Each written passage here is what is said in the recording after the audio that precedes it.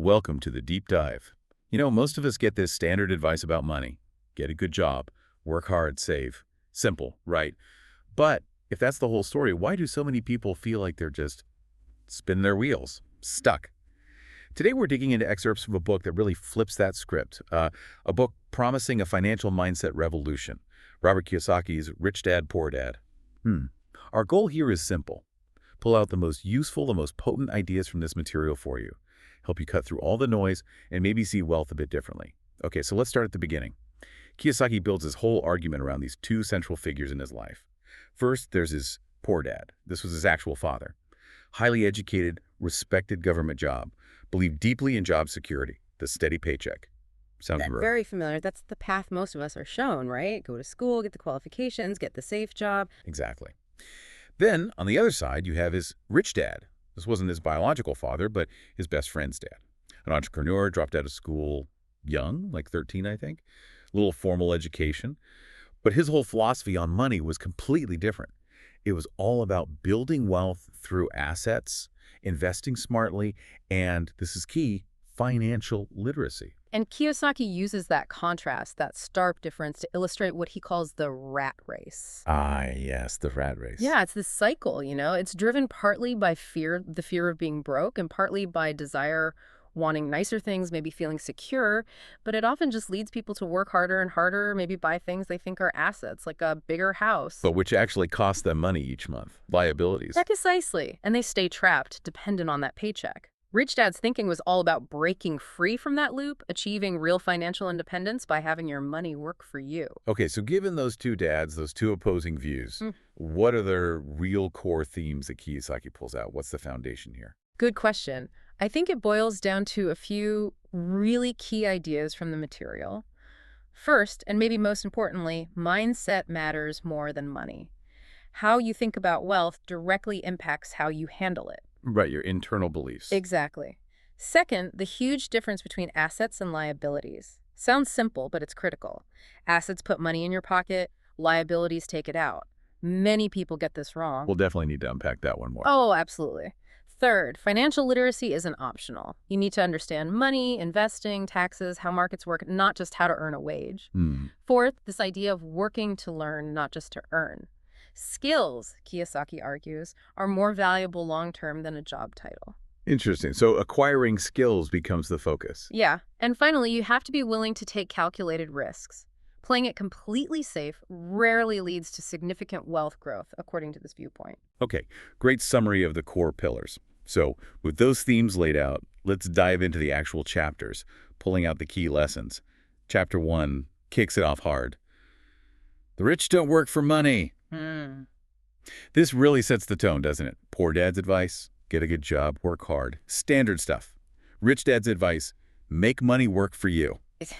It's not just about not working, right?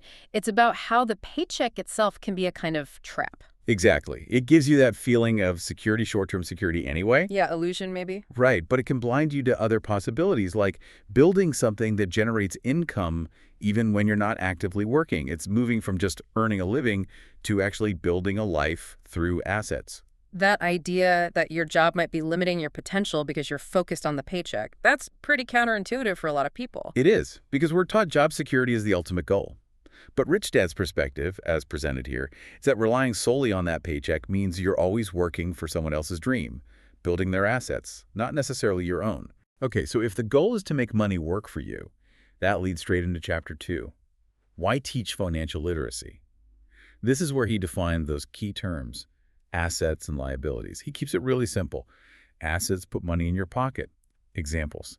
Things like rental properties bringing in rent, stocks paying dividends, maybe royalties from a book, a business you own that runs itself. Right, income generators. And liabilities. They take money out, your mortgage payment, car loans, credit card debt, even that fancy car that costs a fortune in upkeep and insurance but doesn't earn you anything. And here's the subtle trap Kiyosaki points out.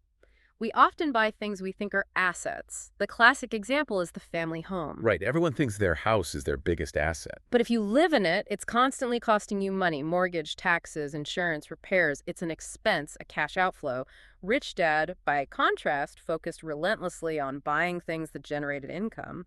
That house only becomes an asset if you rent it out, and the rent covers expenses and puts money in your pocket. That distinction is huge. It's not about owning stuff, it's about owning stuff that pays you.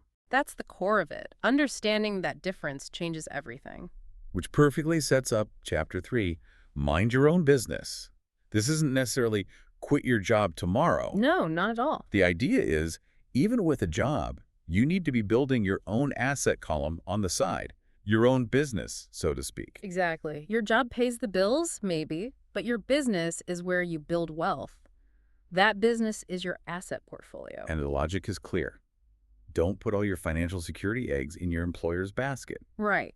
Kiyosaki suggests things like, starting a small side venture, investing in stocks or real estate, maybe creating intellectual property, things that build your wealth, not just your boss's. Okay, so build your own thing. Then Chapter 4 gets into something often seen as complex, the history of taxes and the power of corporations. Yeah, this is a big one. The core idea Kiyosaki presents is that the tax system often favors businesses and investors over employees. Well, think about it. As an employee, you earn money, paid income tax, and then spend what's left. A corporation, generally speaking, earns money, spends money on business expenses, and then pays tax on the profit that remains. So the expenses come out before tax for the corporation. In simplified terms, yes. Plus, corporations offer other potential advantages, like how certain investments are treated, depreciation on assets. It's a different legal and financial structure. But isn't setting up and running a corporation complicated and expensive? Seems like something only for the already rich. Kiyosaki argues that's exactly why financial education is so important. You don't need to be a massive corporation to start learning the principles. Understanding tax laws, different business structures, investment vehicles, even on a small scale, can help anyone keep more of what they earn legally. It's about financial intelligence, not just your starting income. Got it. It's about knowing the rules of the game. Okay, Chapter 5. The rich invent money. Sounds intriguing, maybe a bit dodgy. No, it's not about printing cash in the basement. It's about creating value, seeing opportunities where others don't. Okay, explain that. Kiyosaki's point is that many people are stuck waiting for a job, waiting for someone to give them money. His rich dad encouraged finding problems and creating solutions. That's how you invent money. So spotting a need and filling it? Exactly. Seeing an opportunity, maybe combining existing ideas in a new way, starting a service, actively creating a new stream of income, often with little capital up front, just creativity and hustle. It's about being proactive, not just waiting for a paycheck. That makes sense. Active creation versus passive waiting. Which leads nicely into Chapter 6. Work to learn, don't work for money. This focuses on skills, right? Absolutely. Not just any skills, but diverse, valuable ones. Sales, marketing, communication, leadership, understanding numbers, investing. A broad toolkit. Yeah. Poor Dad, Kiyosaki writes, valued specialization for job security. Get really good at one thing for your career. Rich Dad valued diversification of skills. Because skills are transferable. Skills make you adaptable. The lesson here is that every job, every venture should be seen as a learning opportunity. What can you take away from this experience that increases your future earning potential? It's investing in yourself. Seeing your job as a learning platform, not just an income source.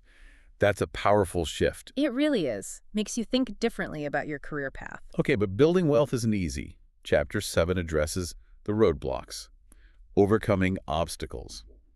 What does Kiyosaki identify as the main things holding people back? He lists several key psychological barriers. First, fear, especially the fear of losing money. It stops people from investing or starting a business. Very common fear. Totally.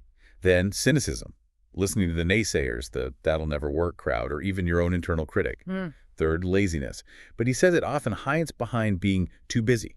Too busy to learn, too busy to look for opportunities, too busy to manage your money properly. Ouch. That one hits home for many, I bet. Yeah. Fourth, bad habits. Like spending everything you earn or always paying bills and creditors before setting aside money for your own investments, the opposite of pay yourself first. Right. And finally, arrogance.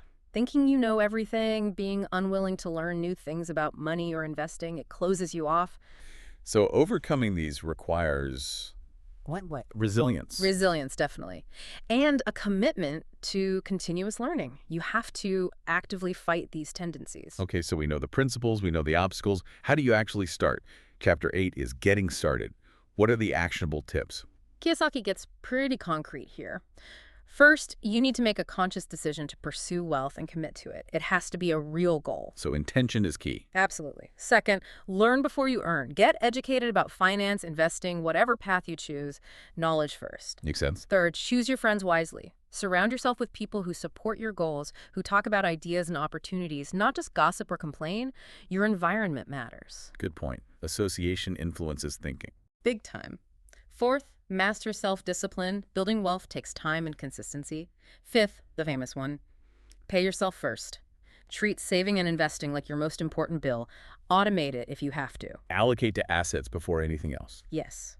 And lastly, constantly focus on acquiring assets, not liabilities.